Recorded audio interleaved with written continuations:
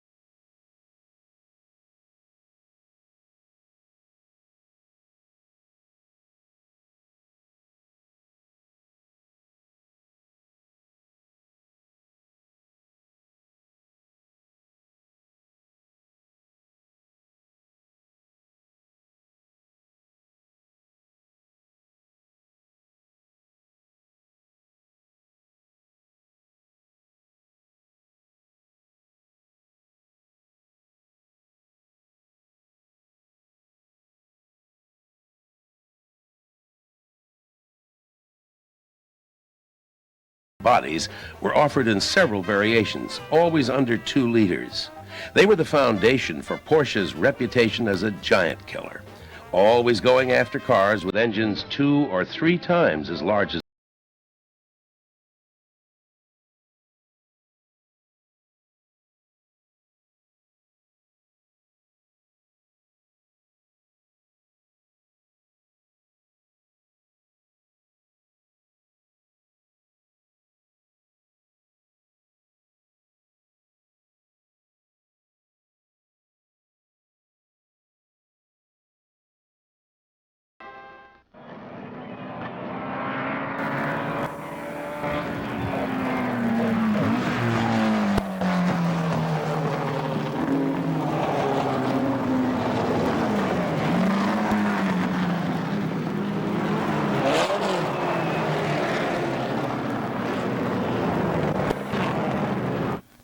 The final version of the Spiders was designated the RS61 and was the last metal-bodied race car Porsche was to build.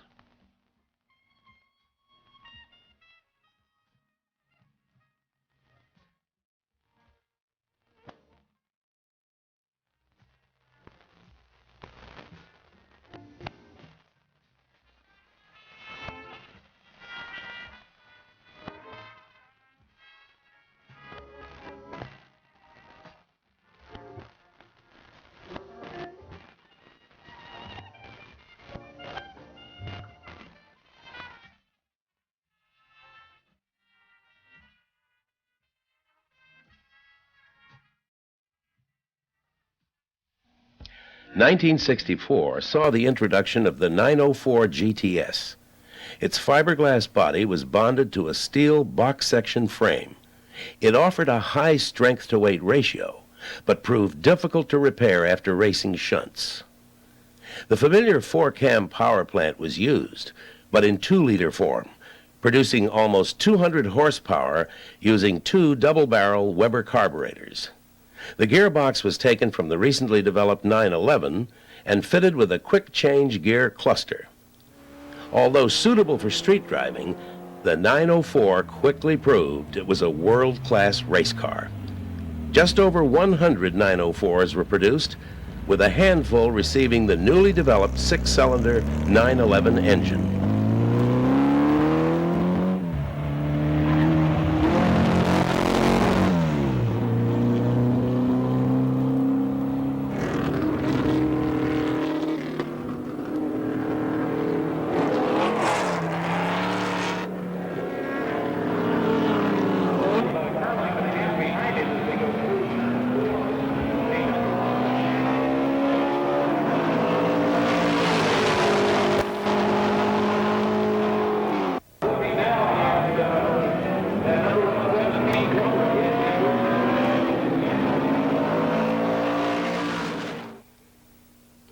The mid-60s were a busy time for Porsche. The 356C production ended, but did not just die and go away. Restored versions of the car are tended to by devout enthusiasts around the world.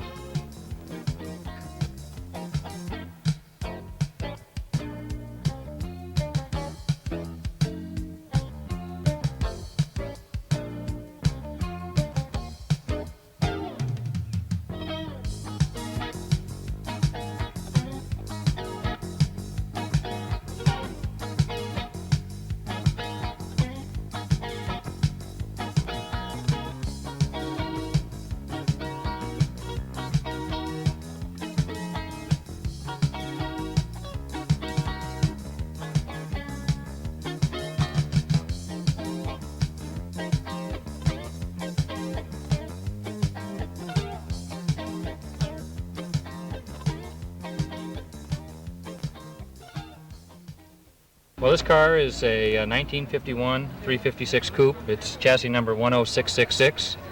I've owned it for 18 years. It was restored in 1969, and this is the second parade that I've shown it in. I showed it in the Monterey Parade in 1973. Okay, and why is this car special? Why is it so unique? Well, it's unique to me because I did most of the work on the car, and that's why it's special to me. But it is a very rare car to begin with. Production of the 356 ended in 1965 with the C-Series, but the new kid on the block, the 911, started something that has yet to finish.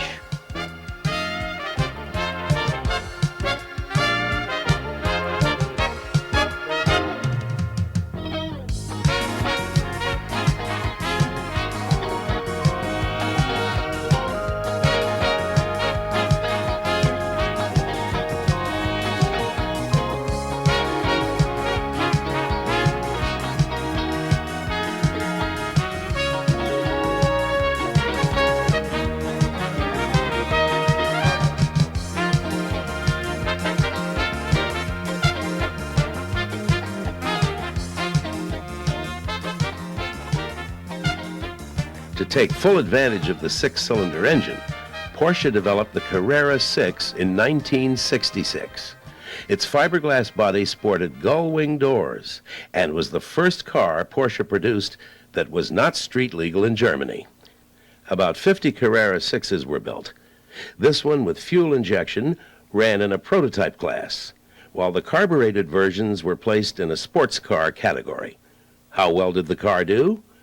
In its first appearance at Le Mans in 1966, the Carrera 6s in 2-liter form finished 4th, 5th, 6th, and 7th, behind 3 7-liter GT40s. Weighing only 1,350 pounds, the cars could exceed 165 miles per hour with 220 horsepower.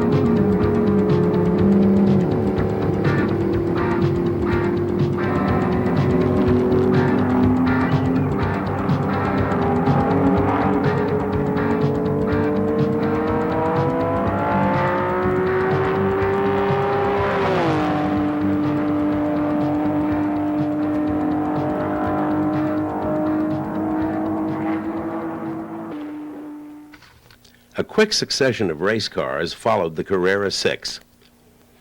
The 910 showed improved aerodynamics and a stiffer chassis, along with refined suspension components and center-lock hubs, a first for Porsche. Titanium parts were being used to keep weight down, and the car could be fitted with a new 2.2-liter flat 8 in place of the reliable 6. In either case, the blocks were of cast magnesium to reduce weight at some sacrifice in strength versus the aluminum used in production engines. In 1968, Porsche felt the 8-cylinder engine was ready, so a new chassis, the 907, was prepared. It would be right-hand drive, bigger and heavier to support the 2.2-liter 8, and a new 3-liter 8-cylinder engine. A 907 finished second to the 5-liter GT40 of Pedro Rodriguez at the 1968 running of Le Mans. Porsche was slowly increasing engine displacement in hopes of obtaining their ultimate goal, an outright win at Le Mans. The 907 had come close, but not close enough. For 1969, Porsche pinned their hopes on the 908. Again, they came close, real close, losing by 15 yards to the same GT40. But for 1970, things would be different at Le Mans. The ultimate killer Porsche was being readied. 25 examples of the 917 were built in the long-tail configuration in the early part of 1969. They were fitted with 4.5-liter, 12-cylinder air-cooled engines. During testing, it was found that better handling could be achieved with a shorter wedge-style body. This became known as the 917K and would bring Porsche its most desired goal, an overall win at Le Mans. The 917K in its Gulf colors was brought to the screen with Steve McQueen in the movie Le Mans.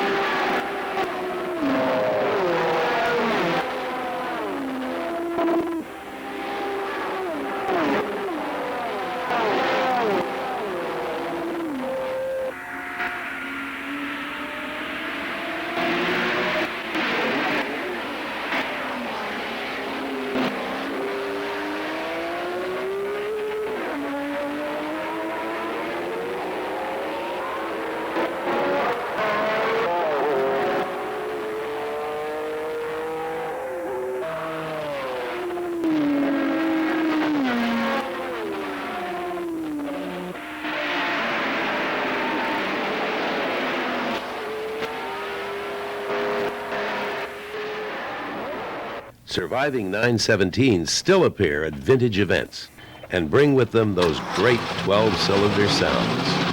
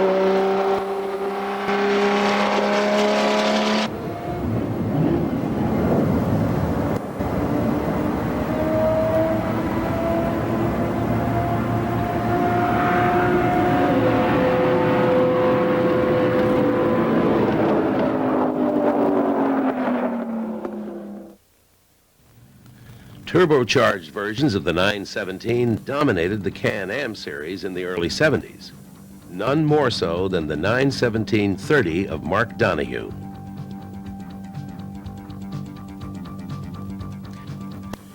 '70 saw the birth of the mid-engined 914.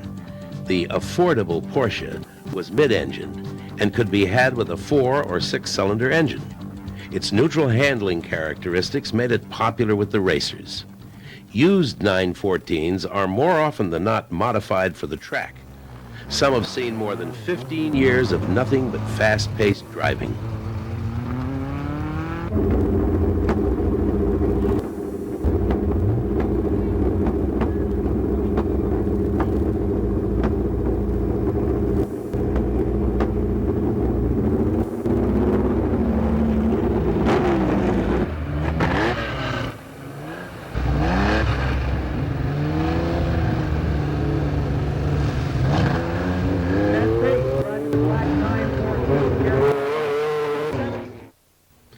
The early 70s saw the 911 transformed into an all-out race car by the factory.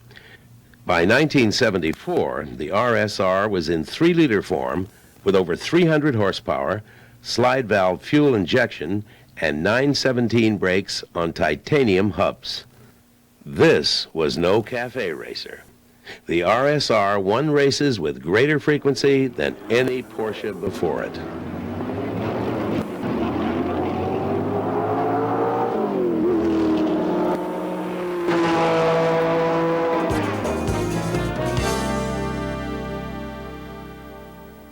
The whale tail took on greater significance in 1976, for it shrouded a new 3-liter turbocharged motor housed in a modified 911 chassis.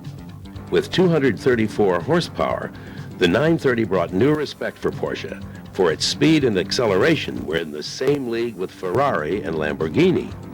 In 1978, the 930 was beefed up with bigger brakes, bigger tail, intercooling, and 3.3 liters. This allowed 0 to 60 times in the 5-second range and top speed of 160 plus. The factory supplied racing versions of the car, starting with the 934. It was not highly modified, but its single-turbo motor did not lack for power. This car has a 3-liter single-turbo motor, 625 horsepower. At Riverside, it would do probably 195 top speed on the long straight. If that wasn't enough, you could order up a 935. With more power, bigger tires, and new bodywork, the 935 gave Porsche several years of success. Let's go for a ride in a 935. The driver is in total control, but the cameraman struggles to bring you the action as a 934 is caught and overtaken.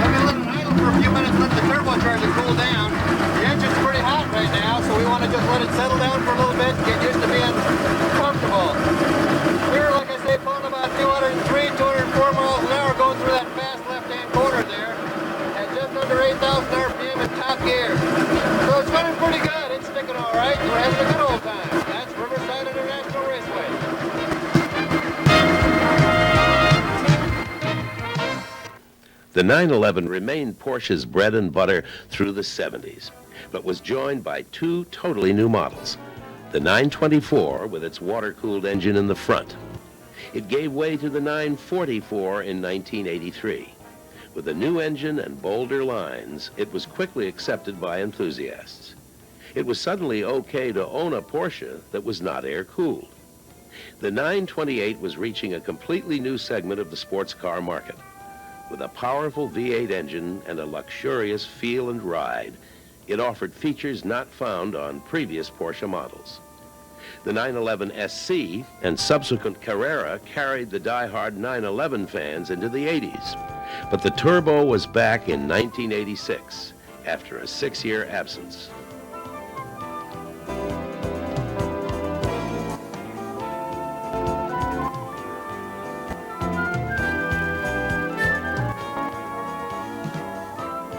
If the turbo doesn't offer enough exclusivity, then try this on for size. For 1987, you too can order one from your friendly Porsche dealer.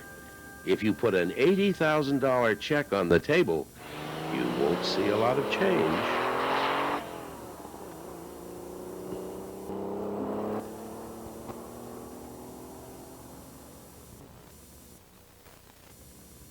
'87 also brings us Porsche's newest flagship, the 928 S4, with a new nose and a new tail and 316 horsepower. It's Porsche's fastest model at 165 miles per hour. The 944 Turbo is close in performance at 152 miles per hour, while the Carrera Cabriolet allows plenty of fresh air and sunshine. For international racing in '87, Porsche will go with a proven winner, the 962. To showcase new technology, Porsche has built examples of the 959 with four-wheel drive and a host of new performance and safety features. And what can we expect from Porsche in the near future? Porsche's plans for racing might possibly include a trip to Indianapolis and the IndyCar kart-type racing. I guess probably we should say that there's no final decision yet, but if we do, we'll do some testing in 1987, late '87, with a possible full season in kart and IndyCar racing in 1988, '89, and '90. One of the self-imposed restrictions that we've made is that the engine for that car, which incidentally will be a Porsche engine in a Porsche chassis, the engine in that car must be one which is developable for use in a production Porsche. The secret to Porsche's success, they practice what they preach. Not only does it put Porsche race drivers in the winner's circle, it provides you with a constantly evolving automobile that provides the maximum in performance, safety, and pleasure.